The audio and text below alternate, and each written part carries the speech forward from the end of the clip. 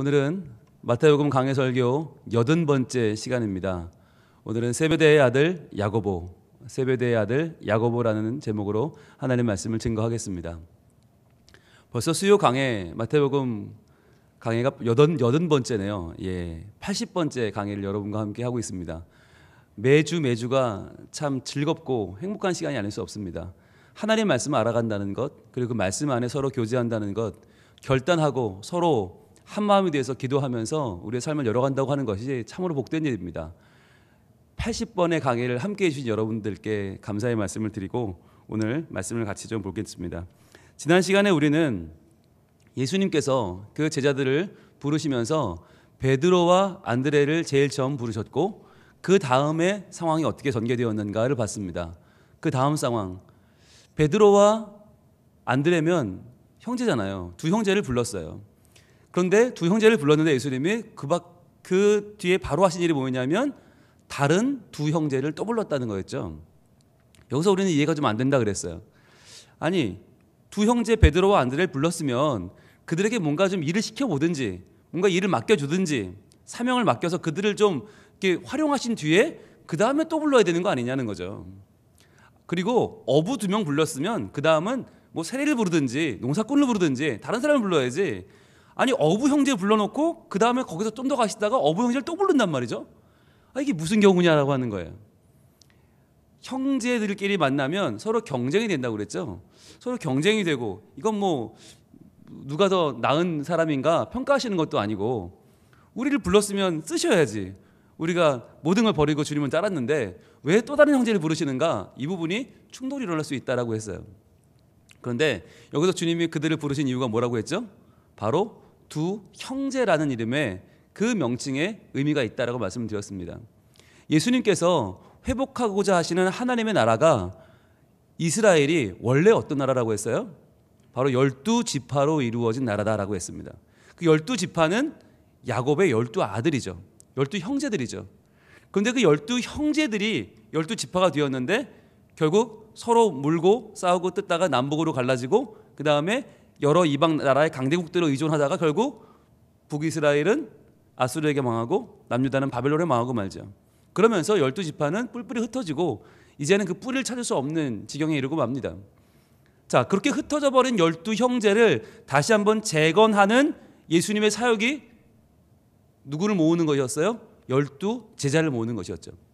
그래서 신약의 12제자는 구약의 12지파를 회복시키려는 예수님의 상징적인 행위다라고 하는 거예요. 그래서 12이라고 하는 이 숫자가 중요한 거죠.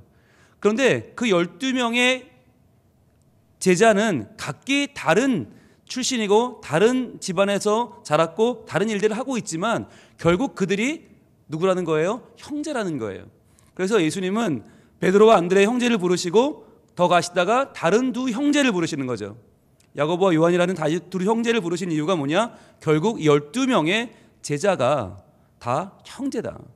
결국 이 12형제는 12지파를 상징하고 그 12지파의 재건, 하나님 나라를 다시 한번 일으키시려는 하나님의 언약 공동체인 이스라엘을 회복시키려는 예수님의 마음이 담겨있는 표현이 바로 형제라고 했습니다.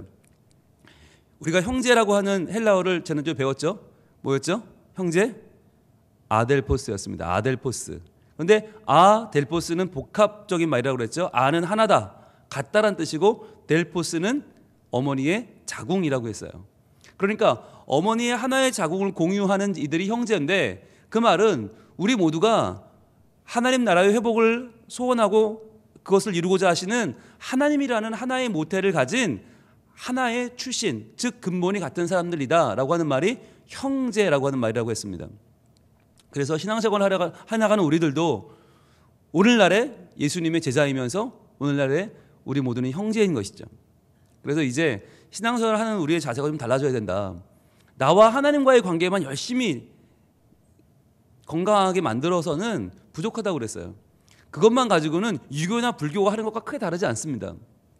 이제 온전한 기독교, 건강한 기독교는 하나님과의 관계가 잘 되는 만큼 우리 형제들끼리 서로서로를 바라보는 눈도 달라져야 된다라고 하는 말씀을 지난주에 드렸죠. 그러면서 봤던 말씀이 바로 시편 133편이었습니다. 기억나세요? 한번 볼까요? 다시 볼까요? 시편 133편 다윗의 시 곧 성전에 올라가는 노래예요. 자, 성전에 언제 올라갑니까? 예배하러 올라갑니다. 예배하러 누가 올라갑니까? 예배자들이 올라갑니다. 성도가 올라갑니다. 성도들이 함께 올라가면서 부르는 노래예요. 자, 이 마을 저 마을에서 모이고요. 이 나라 저 나라에서 모여요. 1년에 3번 하나님의 절기에 예배하러 올라가는 예배자들은 서로를 몰라요. 그런데 그 서로 모르는 서로 각기 다른 예배자들이 성전을 향해 올라가면서 뭘 부르고 올라갑니까? 보라, 형제가 연합하여 동거함이 어찌 그리 선하고 아름다운고. 우린 서로 처음 보지만, 우린 서로를 잘 모르지만, 그럼에도 불구하고 우리는 하나님 안에도 누구라는 거예요? 형제라는 거예요. 형제. 아델포스, 하나님의 하나의 근원을 가지고 하나님 나라를 이루어가는 우리는 어떤 사람들이냐? 보라, 보라, 감탄사라고 했죠. 형제가 연합하여 동거하는 것이 어찌 그리 선하고 아름다운지 보라. 우리가 함께 하나가 돼서 예배드리러 올라가는 이 모습 자체가 정말 귀하지 않은가? 서로가 하는 일은 다르고 서로가 생각은 다르겠지만, 성향은 다르겠지만, 기질은 다르겠지만, 그러나 우리가 하나님을 섬기는 이 믿음의 연합은 참으로 귀하다라고 하는 감탄이라고 했어요. 고백이라고 했어요. 여러분, 오늘도 하나님의 전에 나오시면서 다 다른 환경에서 왔어요. 다 다른 일 하다 왔어요. 그런데 그럼에도 불구하고 지금 우리의 마음은 하나가 되었어요. 왜요? 우리가 형제이기 때문이에요. 하나님이 불러주신 하나님의 은혜 공동체, 하나님 은혜 받기 원합니다. 하나님 새로워지길 원합니다. 하나님 안에서 저희가 온전히 예배하고 주님을 높이면서 우리의 마음을 다 드리길 원합니다 라고 하는 마음이 다 하나가 됐기 때문에 이 시간 형제인 거예요. 자, 그런데 그러면 서로를 어떻게 바라봐야 되는가? 시각을 우리가 지난주에 얘기 나눴죠? 2절입니다. 머리에 있는 보배로운 기름이 수염 곧 아론의 수염에 흘러서 그의 옷깃까지 내림 같다. 여기서 말하는 기름이 뭐였어요? 대제사장 아론에게 부어주는 관유였어요. 이 관유가 점점점 머리에서 흘러서 수염에 흐르고 옷깃까지 내리는 모습, 그게 뭐라고 그랬어요? 대제사장이 하나님 앞에서 기름 부음을 받는 장면이다. 그 대제사장이 있어야만 예배를 드릴 수 있다고 했죠. 자, 그러니까 우리 옆에 있는 사람이 누구라고요? 한번 보시겠습니까? 내 옆에 있는 사람? 그 사람의 그냥 이렇게 보면 실감이 안 난다고 이렇게 해야 한다고 그랬죠. 이렇게 머리부터 이렇게 수염을 타고 몸으로 흐르는 이 기름, 이걸 한번 보여주시겠습니까? 이렇게 손으로? 네, 한번 해보세요. 자, 훨씬 실감이 납니다. 막 이렇게 막 찐득찐득하는 기름이 막 흐르고 있어요. 자, 실감이 되죠. 그러니까 내 옆에 있는 사람이 누구냐면 그냥 어쩌다가 그냥 함께 우리가 어쩌다가 저런 사람이랑 예배를 드리고 있지가 아니라 내 옆에 있는 그 사람이 바로 기름이 흐르고 있는, 하나님의 관유가 흐르고 있는 대제사장이란 말이에요. 그러니까 그 사람이 있기 때문에 내가 예배할 수 있고 함께 예배하기 때문에 이 예배가 귀한 거예요. 서로를 바라보는 눈빛이 대제사장의 기름이 흐르는 그 거룩한 모습으로 바라봐줘라. 그리고 또 3절은 이렇게 이어지죠. 3절 같이 읽어볼까요? 시작. 헐몬의 이슬이 시온의 산들에 내림 같도다. 자, 헐몬의 이슬은 어디였어요? 가장 북쪽, 레바논 산맥 가장 북쪽에 있는 만년설입니다. 항상 눈이 쌓여있는 그 헐몬산, 거기서 눈이 녹으면서 물이 흘러서 그 물이 갈릴리 호수로 내려오고 요단강으로 가고 사해로 가는 거예요. 그게 가나안의 젖줄이에요. 그러니까 헐몬의 이슬은 항상 풍성해요. 그런데 시온의 산들은, 시온산은 예루살렘 남유다에 있으니까 거기는 삭막해요. 건조해요. 이슬이라고는 없어요. 그런데 그 북부지방 헐몬의 이슬이 남부지방 예루살렘 시온에 내린다는 말은 뭐예요? 어마어마한 풍성한 이슬, 북쪽에나 있는 그 이슬이 남쪽에도 맺힐 것이다. 즉 풍성한 기대감으로 바라보는 것이죠.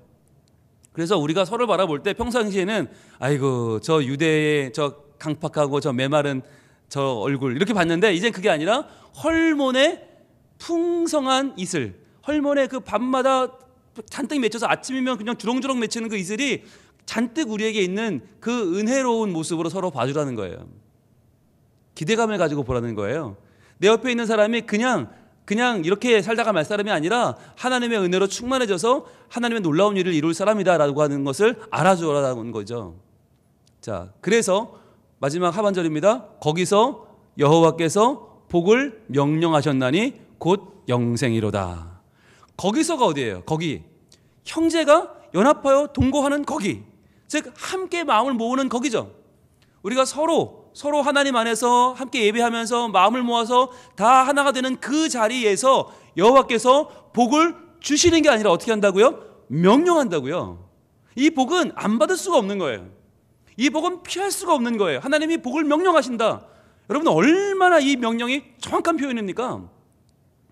복을 준다 그러면 안 받으면 그만이잖아요. 근데 명령하면 안 받을 수가 없어요. 형제가 연합하여 동거하는 그 자리에는 하나님이 안 받을 수 없는 복을 주신다. 복을 명령하신다. 그 복이 뭐라고요? 영생이라고요. 영생. 그러니까 여러분, 영생 중에도 급이 있는데 영생은 다 영생이죠. 영벌도 영생이에요. 영원히 벌받아도 영생이에요. 그런데 영원한 형제와의 연합, 영원히 하나님을 즐거이 예배하면서 하나님께 칭찬받고 하나님 안에 기대감이 넘치고 하나님 안에 그 예배가 점점 더 풍성해지는 영생도 있다. 그 영생이 뭐냐면 바로 형제가 연합하여 동거할 때 받는 하나님의 복이라는 거예요. 그래서 우리가 지난주에 서로 일어나서 막 찬양하면서 서로 얼싸안고 서로 눈물을 흘리면서 사랑을 표현하고 서로 위로하고 권면하고 축복했습니다. 여러분, 수요예배 시간에 그런 거 처음 해보셨죠? 네, 수요예배 시간에 잘 그렇게 안 하잖아요. 우리가 보통 근엄하게 앉아서 이렇게 예배를 드리는데 앞으로 종종 하려고 합니다. 네, 해보니 좋더라고요. 우리가 수요예배 시간에 뭔가 이렇게 마음에 비장함을 가지고 와요. 뭔가 오늘은 좀 내가 승부를 보겠다. 하나님과 무슨 승부를 보는지 모르겠는데 아무튼 너무 결연하게 오세요. 그래서 잘 우리가 엉덩이도 잘 안 떼고 표정도 잘 안 풀고 너무 심각해요. 그래서 어쩌다 한 번쯤 그렇게 일어나서 우리가 서로 다니면서 서로 만나기도 하고 축복하는 시간 좀 가지면 좋겠다는 생각을 해봤습니다. 자, 이제 오늘은 거기서 조금 더 나가 보겠습니다. 자, 오늘은 예수님이 부르신 그 다른 두 형제가 누구냐를 볼 텐데 그 중에서 먼저 세베대의 아들 야고보에 대해서 같이 살펴보도록 하겠습니다. 오늘의 본문 마태복음 4장 21절 같이 봅니다. 21절 같이 읽겠습니다. 시작. 거기서 더 가시다가 다른 두 형제 곧 세베대의 아들 야고보와 그의 형제 요한이 그의 아버지 세베대와 함께 배에서 그물 깁는 것을 보시고 부르시니 아멘. 그랬습니다.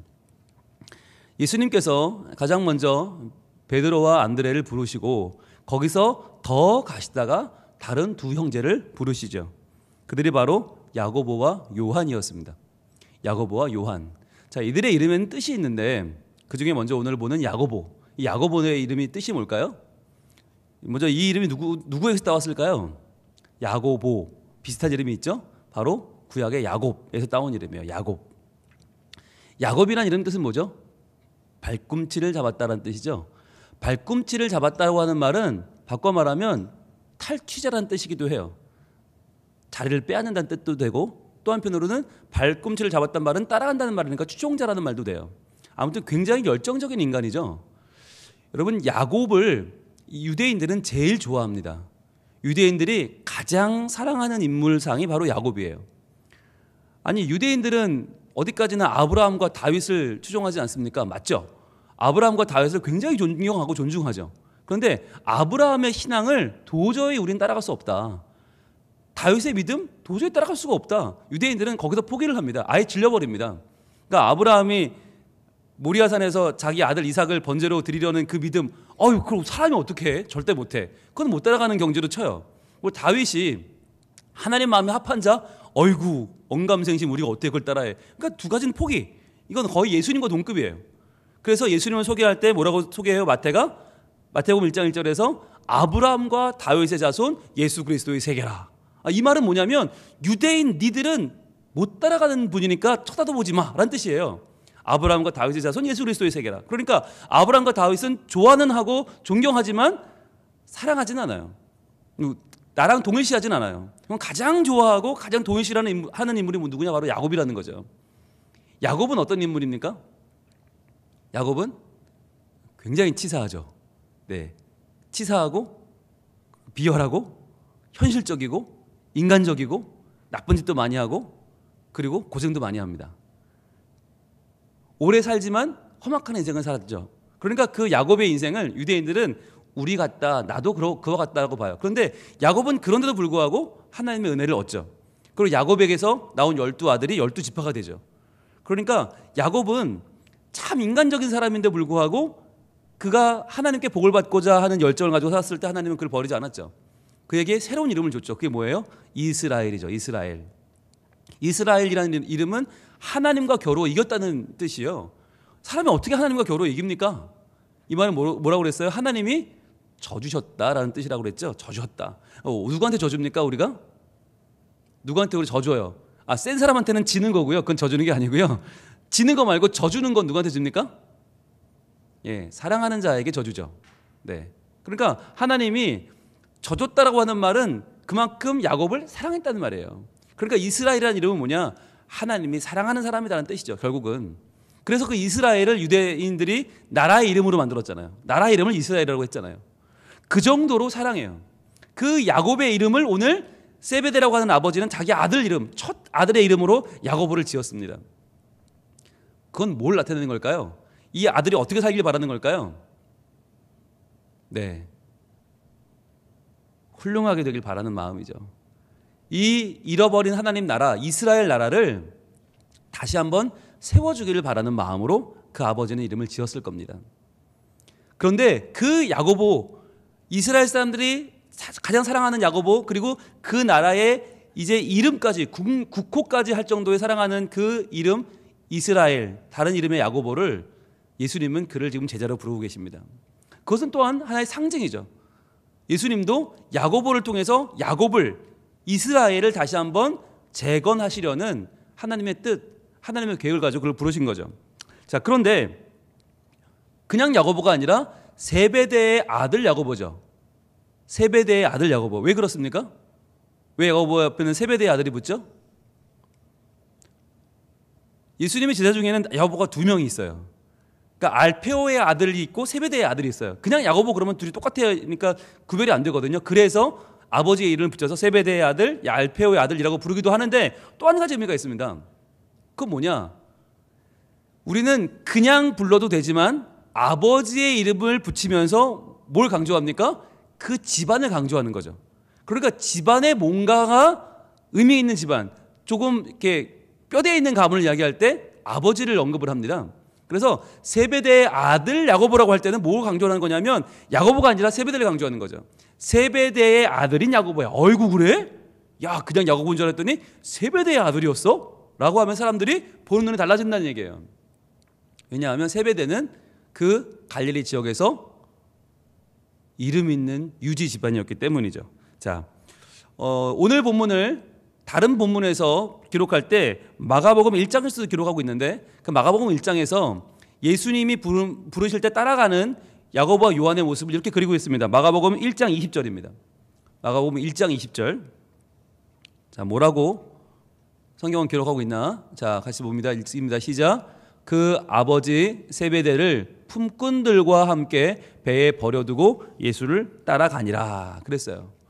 자, 그 아버지 세베대를 그냥 버리고 간 게 아니라 품꾼들과 함께 배에다가 버려두었다. 예수를 따라갔다는 거예요. 자, 우리가 봤지만 여러분 베드로와 안드레는 무엇을 버려두고 예수님을 따라갔죠? 그물입니다. 그물. 단순히 그물밖에 없었어요.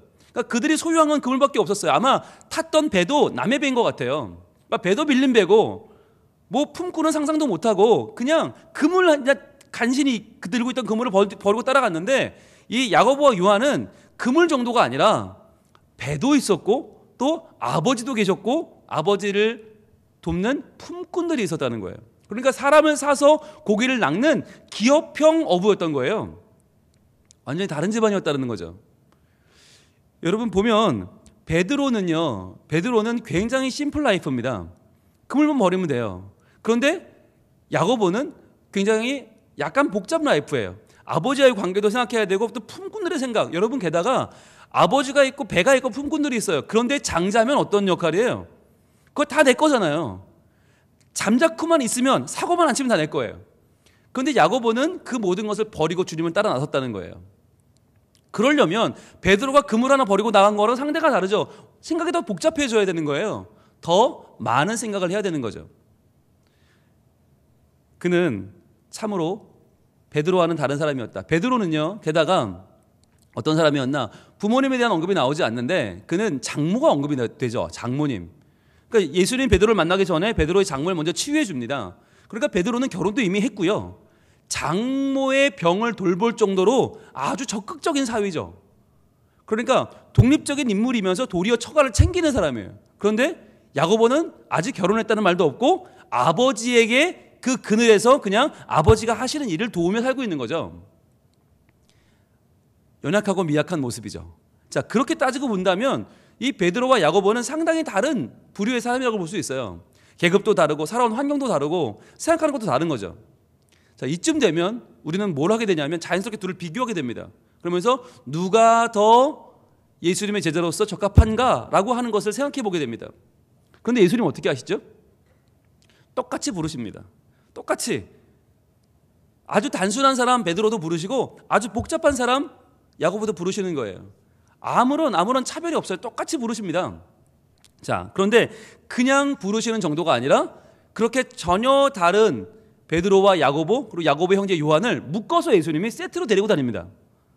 예수님이 어디를 가든지 항상 동행하는 세 명의 제자들, 즉 사역의 중심이 되는 제자 세 명이 누구냐면 베드로와 야고보 그리고 요한이에요. 예수님이 변화산에서 놀랍게 변화될 때도 그 세 명이 거기 있었고, 그리고 죽은 소녀를 살리러 갈 때도 세 명이 따라갔고, 뭐 사람 죽었는데 뭐 우르르 많이 갈 수 없잖아요. 세 명만 딱 따라가는 거죠. 게다가 예수님 잡히시던 밤에 겟세마네 동산에 기도하러 가실 때도 세 명이 따라갑니다. 그러니까 가장 중요한 자리에는 동행하는 세 사람이에요. 근데 왜 이 셋이냐는 거예요. 왜일까요? 우리가 생각해 볼 때 그 세 명이 제일 가까웠다더라. 이건 뭐 누구나 알 수 있지만 왜 그런가도 한번 생각해 볼 필요가 있지 않습니까? 왜일까요? 가장 먼저는 이들의 직업이죠. 이들이 어부였기 때문이죠. 어부. 우리가 배웠지만 어부라고 하는 것은 이 당시에 심판자의 이미지라고 했습니다. 그래서 임박한 하나님의 심판, 이제 임박한 하나님의 때를 알려주는, 그리하여 하나님이 그물을 쳐서 많은 사람들을 끌어모으고 이제 그들의 삶 가운데서 끌어내서 하나님의 나라로 옮겨버린다고 하는 하나의 이미지, 상징적인 역할이 어부였죠. 그래서 하나님은 어부인 세 사람을 데리고 다니면서 이 예수님은 이 세 사람을 통하여서 점점 임박할 심판에 대해서 빨리 회개하고 하나님 나라로 돌아와야 되는 것에 대해서 보여주는 강조점으로 세 명을 데리고 다닌 거죠. 자, 그리고 또 원인을 찾는다면 뭘까요? 바로 이들의 열정입니다. 열정. 여러분, 이게 참 중요한 부분인데 제자들 가운데서도요, 똑같이 12명의 제자지만 어떤 사람은 더 많이 언급되는 사람이 있어요. 그리고 덜 언급되는 사람들이 있어요, 성경에서. 그런데 중요한 건 더 언급되는 사람들이 다 좋은 게 아니에요. 다 좋은 면만 나오는 게 아니에요. 더 안 좋은 면도 많아요. 특히 이 베드로와 야고보, 요한은 셋이 말썽을 제일 많이 부려요. 문제를 제일 많이 일으켜요. 그래서 우리가 볼 때 제자들이 왜 수준이 이래? 이런 얘기는 전부 이 세 사람이에요. 예수님이 3번 날 부인할 거야. 그래서 안 할 건데요. 그러다 나중에 부인하는 사람, 베드로도 그 중에 셋 중에 한 명이죠.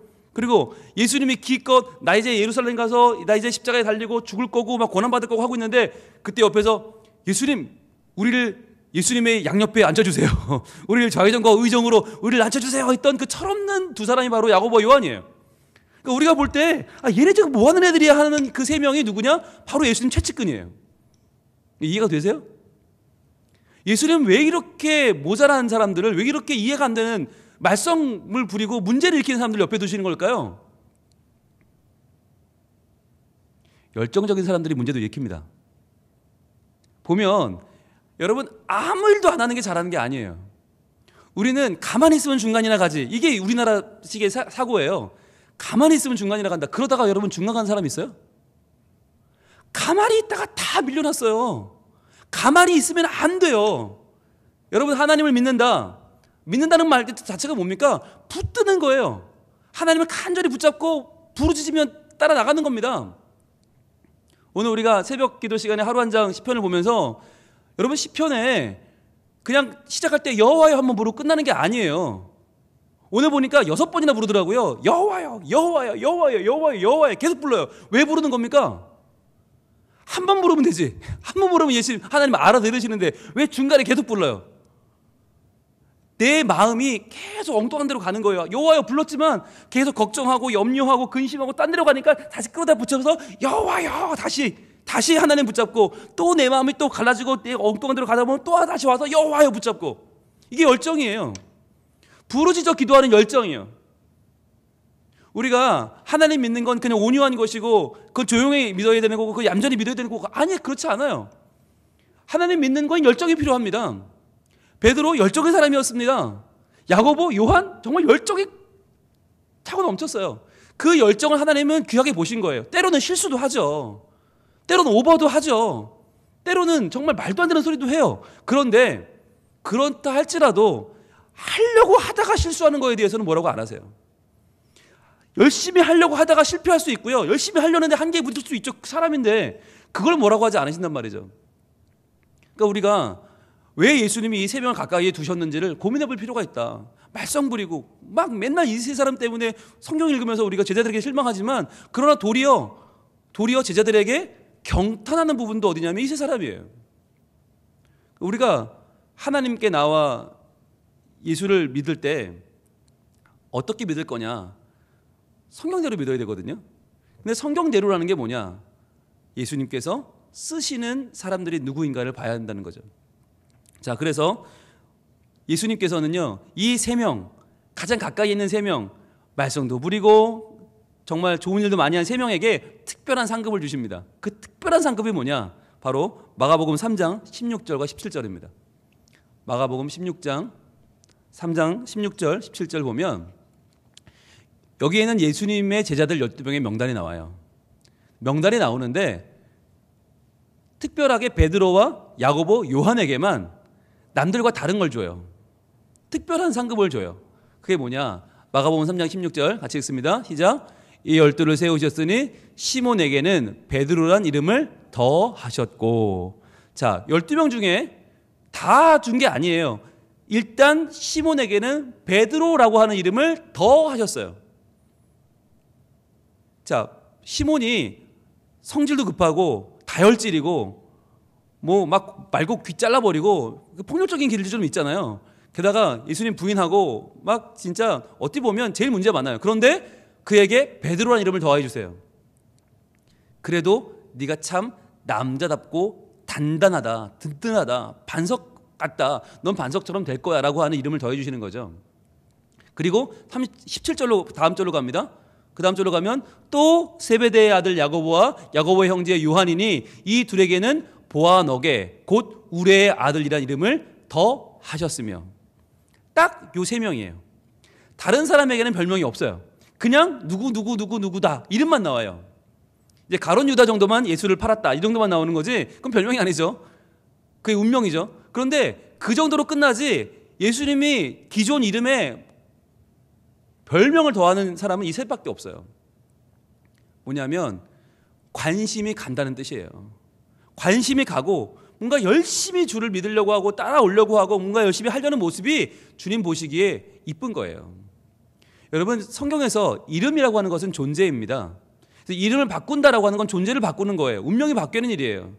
근데 별명을 더한다는 건 뭐예요? 더한다니까 기존의 이름이 있고 그 이름 위에 뭔가를 더하는 거죠. 근데 여기서 우레의 아들 보아너게라는 말이 뭐예요? 우레의 아들. 우레는 번개도 되고 천둥번개죠. 천둥번개. 그러니까 천둥번개의 아들이란 말은 뭐예요? 불같은 놈들이란 얘기죠. 한마디로 한 방에 있는 놈들. 뭔가 일을 해내는 놈들이에요. 여러분, 이거를 나쁘게만 볼 게 아니에요. 우리가 그 열정만큼은 높이 사야 돼요. 그냥 보고 지나치지는 못하는 거예요. 뭘 하나를 봐도 그걸 어떻게든 해결하려고 하고 어떻게든 그것을 이루려고 하는 마음, 어떻게든 일이 되게 하려는 그 마음을 주님은 좋게 보셔서 그들에게 보아너게 곧 우레의 아들이라는 이름을 더해 주셨다라고 하는 거죠. 여러분, 우리가 살아가면서 나에게는 주님이 어떠한 이름을 더하실까 한번 고민해 볼 필요가 있습니다. 나에게는 어떤 이름을 더하실까? 우리가 보아너게라는 이름을 보면서 아이고 이 문제 아들 참 성격도 별나, 아이고 어떤 저렇게 좀 막 나가는 성격을 가지고 있어서 예수님도 포기하시고 보아너게라고 했겠어가 아니라 이름을 더하신 거예요. 더하셨어요. 물론 그들의 모습이 부족한 모습도 있죠. 그런데 그 부족하지만 어떻게든 해보려는 모습을 주님은 이쁘게 보신 거죠. 자, 그들의 성격이 나오는 장면이 있죠. 누가복음 9장 54절 가봅니다. 누가복음 9장 54절에는 이들의 성격이 나오는데, 자, 어떤 사람들이냐? 이들이 어떤 사람들이었냐? 자, 예수님께서 지금 이제 십자가를 칠 결단을 하십니다. 결단을 하시고 사마리아를 지나가려고 생각을 하세요. 자, 그런데 사마리아 사람들이 그걸 반대합니다. 예수님은 유대인이니까 유대인이 사마리아를 지나가는 거 이건 안 된다. 우리는 허락할 수 없다. 사마리아 사람들을 그냥 막아요.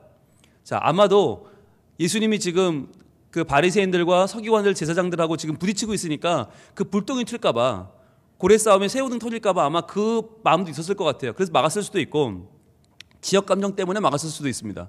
그러니까 예수님이 십자가 지러 가는 길을 막은 거죠. 반대한 거죠. 자, 그때 야고보와 요한이 이렇게 말을 하죠. 54절 같이 읽을까요? 시작. 제자 야고보와 요한이 이를 보고 이르되 주여 우리가 불을 명하여 하늘로부터 내려 저들을 멸하라 하기를 원하시나이까. 대단한 사람들이죠. 자, 이쯤 되면 이들은 어벤져스입니까? 어떻게 하늘을 명하여 불을 내려서 저들을 멸하죠? 여러분, 이런 능력이 있나요? 능력이 있나요? 없죠. 뭘 고민하세요? 당연히 없지. 여러분, 예수님 제자면 뭐 별의별 거 다 해요? 어벤져스 아니잖아요.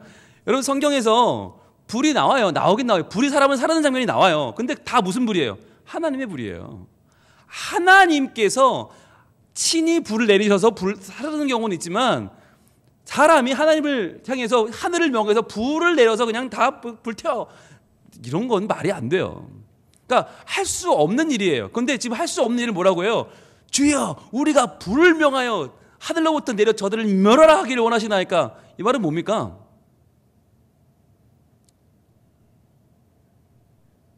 꼭 그런 거죠. 아우, 저걸 그냥 내가 그냥 아우 막 창자로 줄넘기를 뭐 이런 뭐가 있잖아요. 왠지 그 사람들이 아니 하지도 못할 거를 그냥 이렇게 막 뭐 하지도 못할 말들을 막 하잖아요. 말로는 뭘 못해요, 그죠? 근데 그 말들이 뭡니까? 결국은 그게 자기 속에 있는 분노를 표출하는 거죠. 분노가 우리 말로 나오는 거잖아요. 하지도 못할 거예요, 그죠? 우리 입으로 말로는 얼마나 많이 죽여요, 사람을. 말로 사람 죽인 걸로 따지면 여러분 다 우리는 연쇄살인자죠. 살인마죠. 그런데 그렇게 많이 입으로는 죽여 살려 해놓고 아무도 못 죽이잖아요. 그럴 거 왜 입으로 떠드냐고요? 이게 분노거든요. 그러니까 이게 열정이 조절이 안 되면 분노로 가요. 이걸 조심해야 되는 거예요. 열정은 좋은 것이지만, 열정은 하나님께 쓰임받는 좋은 것이지만, 열정이 통제가 안 되면, 열정이 조절이 안 되면 분노로 간다. 분노로 가니까 하지도 못할 말을 괜히 입으로 떠들면서, 이게 뭐예요? 여러분, 이 사마리아 사람들은요, 불이 떨어질 리도 없지만 이 말대로 또 상처도 받지 않아요. 듣지도 못했는데요. 누가 상처받아요? 결국 말한 내가 상처를 받는 거예요. 말한 내가 손해예요. 그 분노는 가장 뭐가 손해냐? 말한 내가 제일 손해보는 거예요. 열정으로 한 이야기지만 그것이 분노가 됐을 때 나를 해치는 말이 되는 거죠. 자, 그렇게 되자 예수님 뭐라고 하십니까? 이렇게 말씀하십니다. 그 다음에 55절입니다. 주께서 돌아보시며 꾸짖으시고 야, 그러면 안 돼. 어디 그렇게 함부로 말을 하냐? 라고 하신 다음에 56절입니다. 바로 어떻게 하시나? 함께 다른 마을로 가시니라. 이렇게 하셨다는 거예요. 여러분, 그러니까 예수님은 반대한다? 우리를 길을 막는다? 그러면 내가 지금 말이야 십자가를 지러 가는데 이렇게 하신 분이 아니란 말이에요. 거기에 대해서 분노하고 험한 말을 쏟아놓는 이 두 형제에게, 이 열정이 지나쳐 분노가 되어버린 형제에게 예수님은 야, 그러면 안 돼. 그리고는 그냥 바로 아무 말도 없이 함께 다른 마을로 가셨다는 거예요. 이게 조절된 열정의 모습이죠. 열정이 있으나, 십자가를 지는 열정이 있어요. 하나님의 구원을 이루는 정말 큰 열정이 있지만 막으면 어떻게 해요? 돌아가면 되는 거예요. 다른 마을로 가면 돼요. 함께 다른 마을로 가는 본을 야고보와 요한에게 보여주었어요. 그게 뭘 보여주는 겁니까? 말없이 실천으로 보여주는 거죠.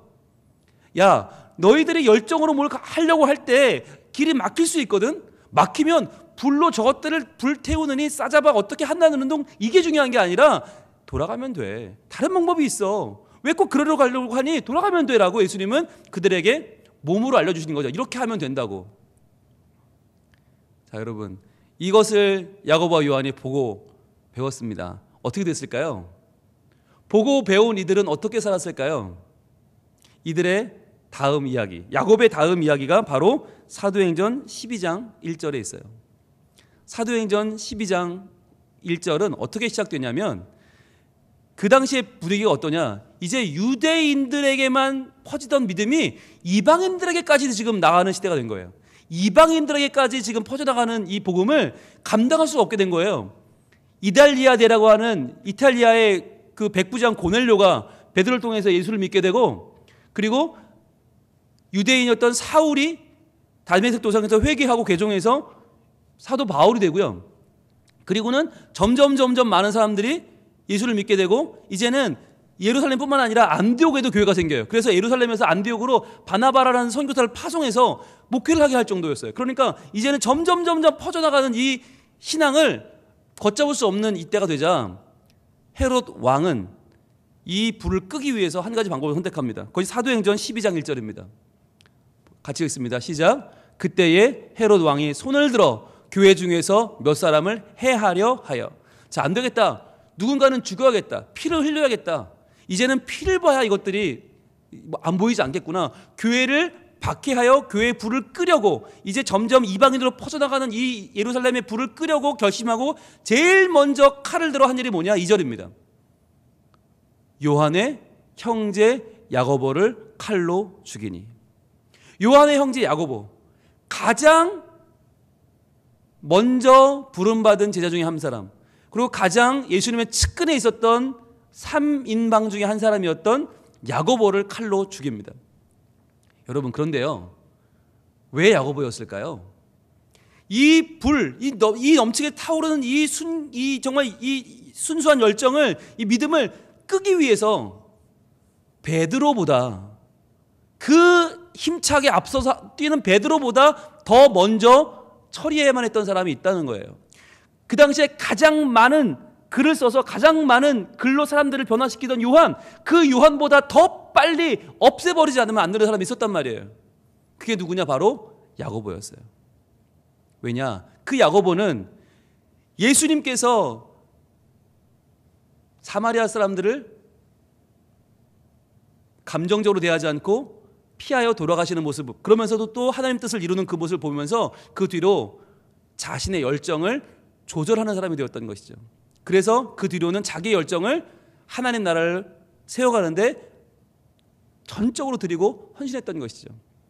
그랬더니 그는 분노의 사람이 아니라 열정으로 쓰임받는 사람이 되었다는 거죠. 그래서 가장 먼저 헤롯이 죽일 수밖에 없었던, 가장 영향력이 컸던 사람, 가장 열심히 복음을 증거하는 사람, 가장 그 사람의 살아있는 생명 자체가 복음인 사람, 그 사람이 누구였나? 바로 야고보였다는 것이에요. 그래서 야고보는 최초의 순교자인 사도가 됩니다. 전체 중에서는 스데반 집사가 가장 먼저고요, 사도 중에서는 야고보가 가장 먼저 순교합니다. 그러면서 12 제자 중에 가장 먼저, 사도 가운데 가장 먼저 순교하면서 야고보의 순교는 그때부터 일파만파가 됩니다.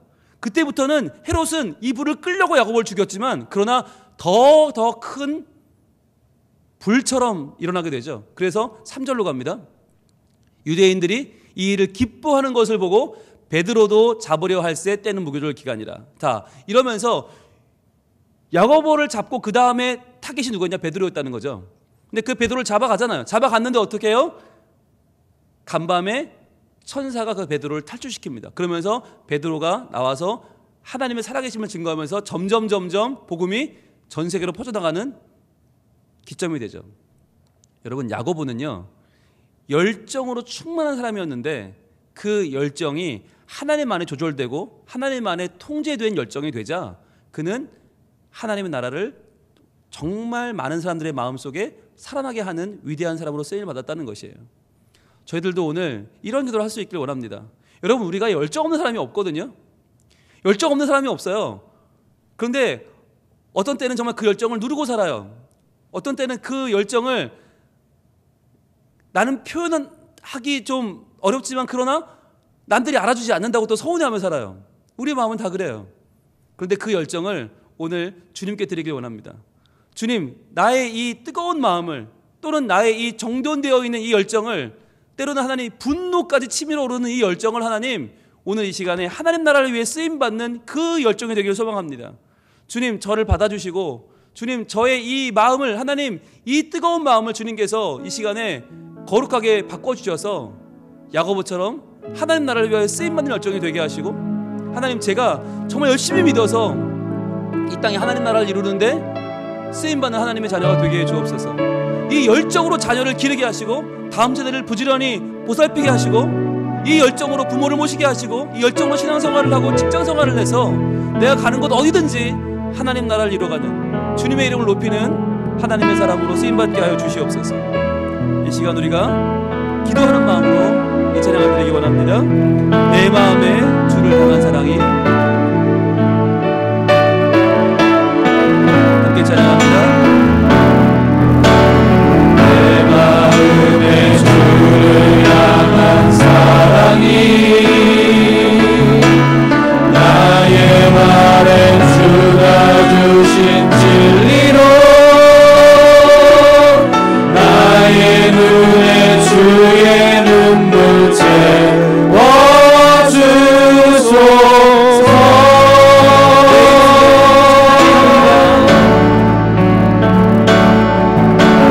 내 입술에 찬양의 향기가 두 손에는 주를 닮은 섬김이 나의 삶의 주의 은정 나게 하소서. 하나님의 사랑이, 하나님의 사랑이 영원히 함께하리. 십자가의 길을 얻는 자에게, 순교자의 삶을 사는 이에게, 조롱하는 소리와 세상 유혹 속에도, 조롱하는 소리와 세상 유혹 속에도 주의 승별한 신부가 되라. 내 생명 주님께 드리리. 하나님의 사랑이 함께할 것입니다. 하나님의 사랑이 영원히 함께하리. 십자가의 길을 얻는 자에게, 열정을 다 바쳐서 순교자의 삶을 사는 이에게, 우리를 향한 세상의 여러 가지 소리 가운데서도 조롱하는 소리와 세상 유혹 속에도 주의 순결한 신부가 되라. 내 생명 주님께 드리리. 찬양을 기도하겠습니다. 하나님, 우리의 마음에 그 뜨거운 열정 주님께 드리기를 원합니다. 주여, 이렇게 살다 죽을 수 없습니다. 물에 물타듯 술에 술탄듯 그저 그렇게 살다 눈이 생기지 않게 하시고, 열정을 다하여 주님의 이름을 부르며 주님의 이름으로 거룩한 일을 행하며 세상을 변화시키는 하나님의 사람이 되게 하여 주시옵소서. 주의 나와 함께 하여 주옵소서. 하나님의 사랑이 영원히 함께하는 복된 삶이 되게 하여 주시옵소서. 주 한번에 주기도 합니다. 주여, 아버지 하나님의 사랑이 하나님의 우리와 주님 함께 열정을 더하여 주시옵소서. 삶을 살아가는 하나님, 우리 마음을 품고 나아가려는 아버지 제자들을 부르시고 사랑하는 마음으로 하나님, 그들의 이름 사랑하는 주여, 하나님의 아버지의 들과 감사하였습니다. 아버지는 그들의 열정 많았고 아버지의 소리와 하나님 유혹 속에도 주의 순결한 신부가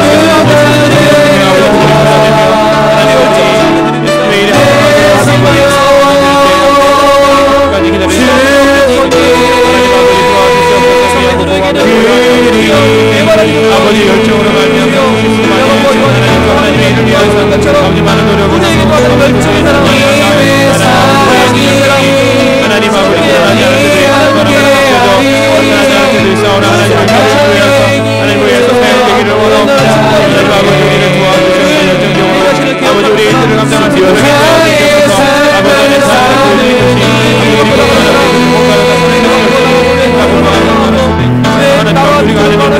아버지 형님 살면서 나오는 끊긴 것을 저에게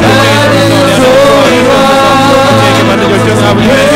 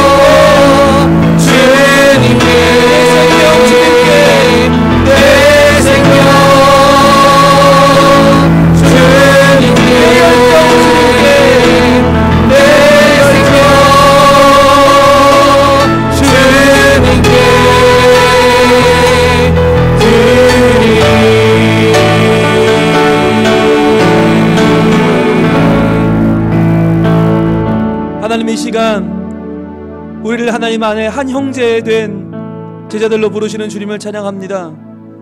우리를 불러 하나님 나라를 재건하시고 다시 한번 하나님의 뜻을 우리 삶 가운데 펼쳐나가시며 하나님을 향하여 높아지고 교만해지는 이 세상 가운데 우리를 통하여 다시 한번 하나님의 뜻을 세우시는 주님을 찬양합니다. 주님, 이 시간 우리가 주님의 전에 모였나이다. 우리의 열정을 사용하여 주시옵소서. 우리의 이 하나님을 향한 뜨거운 마음을 주님 사용하여 주시옵소서. 하나님께서 우리를 도우시고 인도하셔서 주여, 우리가 한 번 살다 주님 품에 안기는 인생인데 그저 그렇게 살다가 그저 그렇게 죽는, 그저 그렇게 끝나는 인생이 되지 않게 하여 주시옵소서. 이 불의한 세상 가운데 더욱 기도하며 하나님께 나아가 구하며 간구하며 하나님 뜻을 이루어가는 자녀가 되게 하여 주시고, 주여, 이 거짓된 땅에, 이 비겁한 땅에 온전한 말씀으로 들고 서는, 말씀을 선포하는 보아 너게가 되게 하여 주시옵소서. 이 땅 가운데 하나님의 은혜를 선포하는 자가 되길 원합니다. 하나님 나라 이루어가는 자가 되길 원합니다. 하나님께서 씨앗된 자들로 사용해 주시고, 불씨로 사용해 주시고, 불쏘시개로 사용해 주시고, 우리를 통하여 직장이 바뀌고, 교회가 바뀌고, 가정이 바뀌고, 자녀들이 바뀌는 놀라운 열정의 사람으로 우리를 사용하여 주시옵소서. 하나님을 향한 더욱더 우리의 믿음의 고백이 있기 원합니다. 믿음의 결단이 있기 원합니다. 달라지기 원합니다. 1월의 마지막 날인 오늘 저희의 마음을 다하여 주께 나아가오니 주여 도와주셔서 이제부터 우리의 삶이 새로워지게 하여 주옵소서. 더욱더 열정으로 주님을 섬기며 주님을 선포하며 나아가는 우리가 되게 하여 주옵소서. 주님 도와주시고 함께하여 주시옵소서. 내 생명 주님께, 내 열정 주님께, 내 모든 것 주님께 드립니다. 주님이여 받아 주시옵소서. 예수님 이름으로 기도합니다.